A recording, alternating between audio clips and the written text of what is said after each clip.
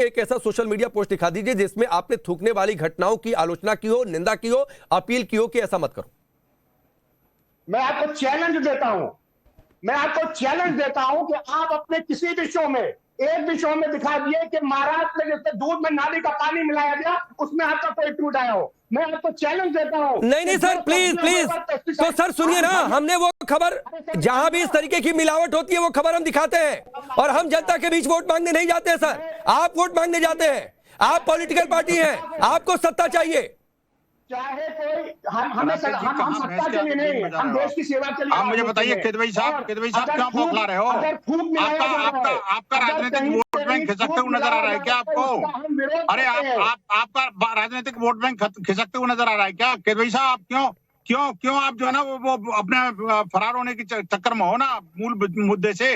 आप मुझे बताइए आखिरकार थूकने का काम कौन करता है? ये जितनी भी घटना है राकेश जी ने गिनाई है वो सारे के सारे मुसलमानों की घटना है। पता है आपको, एक भी घटना ऐसी नहीं है जो किसी हिंदू ने की हो। अब एक दूसरी बात ये, इसलिए इसको जिहाद कहते हैं।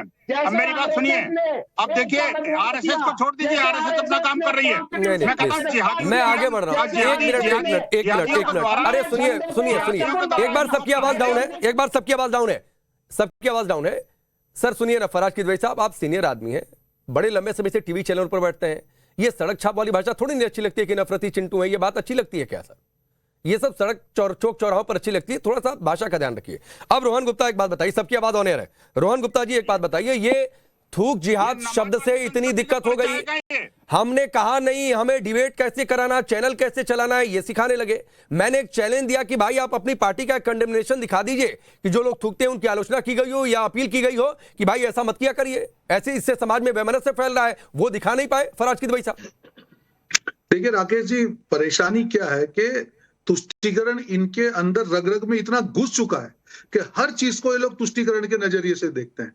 ये और कोई नजरिया सोच ही नहीं पाते हैं कि देश में लॉ एंड ऑर्डर भी हो सकता है, लोगों की हेल्थ की बात की भी हो सकती है, सुरक्षा की भी बात हो सकती है। अगर वक्फ बोर्ड में आप उसमें कुछ सुधार लाने की बात करो जिससे मुसलमान समाज के सारी कम्युनिटी को फायदा हो, उसमें भी उनको तुष्टीकरण लाना है। इनकी मानसिकता हो चुकी है, और ये मानसिकता अगर किसी की मानसिकता खराब हो उसका कोई रास्ता नहीं। मैं यहाँ पे ये बैठा हूं कि हम क्या देश के नागरिक की तरह नहीं सोच सकते? आपने 50 एग्जाम्पल गिनवाए जहां पे एक समाज के लोग उसमें पाए गए, जिसलिए आपने उस शब्द का प्रयोग किया। मुझे लगता है किसी को आपत्ति होनी चाहिए। मुद्दा है कि ये सरकार के इस पगले से, इस स्टेप से आपको आपत्ति क्यों है? आप हर चीज में सवाल उठाएंगे। आपने सवाल पूछा कि यार ये 10 लोगों ने किया, तो ये कहेंगे कि ये 2 लोग ने और कर दिया, इन्होंने किया। अरे भाई, जिसने भी किया हो, हम लोग सब यहाँ पे बैठे हैं, भारत देश के सब नागरिकों के तौर पे हम सबकी जिम्मेदारी है कि इस प्रकार की चीजें ना हो, कि इस प्रकार से ऐसी गंदी चीजें किसी को खाए जाने पे मजबूर किया जाना चाहिए। जब उसके आइडेंटिफिकेशन के लिए सरकार कदम उठाती है, उसको भी आप हिंदू मुसलमान कर रहे हैं। अरे इतना मत करिए ना, चुनाव आएगा जाएगा, पर देश के प्रति देखिए, आपकी इसी प्रकार की हरकतों के कारण आपकी विश्वसनीयता खत्म हो चुकी है। कोई भरोसा करने को तैयार नहीं आपको। और बात पे हर चीज में आपको तुष्टीकरण लेके आना है। उससे बाहर निकल के सोचिए, लॉ एंड ऑर्डर के एंगल से सोचिए, स्वास्थ्य के एंगल से सोचिए, देश के विकास के एंगल से सोचिए। हर चीज में हिंदू मुसलमान नहीं लाना चाहिए, ऑब्जेक्टिवली भी कई चीजों को डिस्कस करना चाहिए। चाहे कोई भी सरकार हो, कोई भी नागरिक हो, इस प्रकार की अगर घटना सामने आती है और उसके खिलाफ अगर कानून बनाया जाना चाहिए, तो मुझे लगता नहीं राकेश, इस सब्जेक्ट पे डिबेट पे होनी चाहिए। ये तो सबको सर्व स्वीकार्य होना चाहिए, इसमें कौन सी डिबेट की बात है? ये मानसिकता का शिकार है, और ये तुष्टीकरण कर करके इनकी वोट बैंक चलती है। और तो कुछ इनकी दुकान में और कोई सामान तो है नहीं, नफरत की दुकान है। अरे फराज किदवई साहब, इतने छोटे विंडो में आप दिखाएंगे तो वो दिख नहीं रहा है। मैं आपको एक बात बता दूं, तो आप बोल दीजिए जो आप कहना चाह रहे हैं रोहन गुप्ता से। मैं ये कहना चाह रहा हूं, मैं दिखाता हूं बड़े मसालों के ब्रांड, मेरे पास इनकी हर बात का जवाब है। एक मिनट विनोद जी दे दीजिए, इसके बाद सीधे आ रहा हूं आपके पास। ये बड़े मसालों के ब्रांड्स हैं।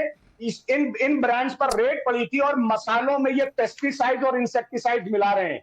इसके बारे में क्या बोलेंगे? ये कौन सा जिहाद है? नहीं, ये आप डिरेल कर रहे हैं। कोई भी हो, आपको क्यों इसको काउंटर कर रहे हैं? ये हिंदू मुसलमान का सब्जेक्ट कहाँ है? सबके खिलाफ होगा ना। आपको आपत्ति क्यों है? आपका फोन का नहीं, ये आप डिरेल कर रहे हैं फराज किदवई साहब, ये आप डिरेल कर रहे हैं। विनोद बंसल जी, अगर मसालों में मिलावट है, किसी पैक्ड फूड आइटम में मिलावट है, उसके लिए सरकार में एक डिपार्टमेंट है और समय समय पर रेड करता है, सैंपल लेता है। लेकिन उसकी बात करके और उसको कंपेयर करके कि रोटी में थूकना जस्टिफाई हो गया या उसकी तुलना कर दी जाए, ये ठीक लगती है क्या? राकेश जी, मैं एक बात कहना चाहता हूं, जिस मिलावट की बात किदवई साहब कर रहे हैं, उन मिलावट का क्या किसी हिंदू समाज के किसी व्यक्ति ने समर्थन किया है क्या? मैं कहता हूं उसको फांसी पर लटका दीजिए। विश्व हिंदू परिषद का प्रवक्ता कह रहा है, वो चाहे हिंदू है मुसलमानों को भी फांसी पर लटका दीजिए। लेकिन क्या आपने किसी एक घटना को लेकर के इस बात को कहा है कि जो थूक रहे हैं, जो मूत रहे हैं और जो जूस के अंदर पेशाब मिला रहे हैं, उनको फांसी पर लगा दीजिए? आप बोलिए, वो इस्लाम के सम्मत नहीं है, आप नहीं बोलते। अब दूसरी बात ये देखिए राकेश जी, मैं बीच में नहीं बोला था, कृपया इनको बोलिए जरा, ये बुढ़ापे का कम से कम सम्मान करें। फराज जी रुक जाइए, विनोद बंसल को सुन लीजिए। मैं इनके बुढ़ापे का सम्मान करता हूं, मैं उस भाषा का प्रयोग नहीं कर सकता चिंटू पिंटू का जो ये कर सकते हैं। लेकिन मैं कहना चाहता हूं, इन्होंने अभी एक अखबार की कटिंग दिखाई थी, इन्होंने कहा दलितों पर हमले हो रहे हैं उत्तर प्रदेश के अंदर, है ना जी।